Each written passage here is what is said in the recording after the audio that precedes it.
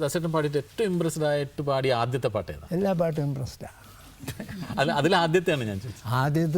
ആദ്യം പാടിയ പാട്ട് ആദ്യം തന്നെ. മുതൽ അവസാനം വരെ ഇമ്പ്രസ്ഡാണ്. എന്നാലും ഒരു പാട്ടിനോട് ഒരു പ്രത്യേക സ്നേഹം ചിലപ്പോൾ അങ്ങനെ ഒന്നുമില്ല, എല്ലാ പാട്ടിനോടും. എല്ലാ പാട്ടും ഇഷ്ടമാണ്. എങ്ങനെയാണ് ദാസേട്ടൻ പാട്ട് പഠിപ്പിക്കുന്നത്? ഇങ്ങനെ സ്വാമി ഇങ്ങനെ പാടി അങ്ങനെ പഠിപ്പിക്കുന്നൊന്നുമില്ലെന്ന്, പാടിക്കൊടുക്കും, അവിടെ പാടും.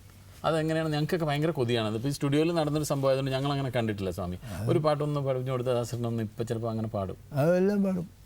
ഒരെണ്ണൊന്ന് പറഞ്ഞു കൊടുത്തു. എന്ത് പാട്ട് പാടണം? ഏതെങ്കിലും സ്വാമിക്ക് മനസ്സിൽ തോന്നുന്നത്, സ്വപ്നങ്ങളോ?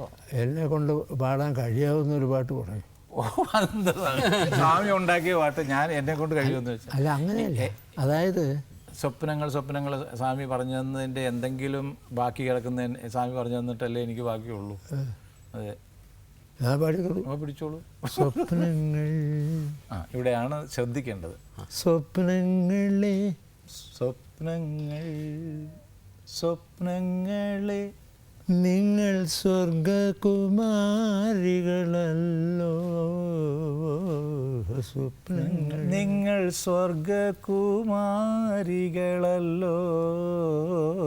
സ്വപ്നങ്ങൾ, ഇതൊക്കെ അതിൻ്റെ ആ ഓരോ എന്താ ഒരു ഗ്രാഫ് വരയ്ക്കുന്ന പോലെ പറഞ്ഞു തരാനുള്ള, അത് ഉണ്ടാക്കുകയും ചെയ്യും, അതേസമയം അത് പറഞ്ഞു തരാനുള്ള ഒരു ഇതും കൂടിയാണ്.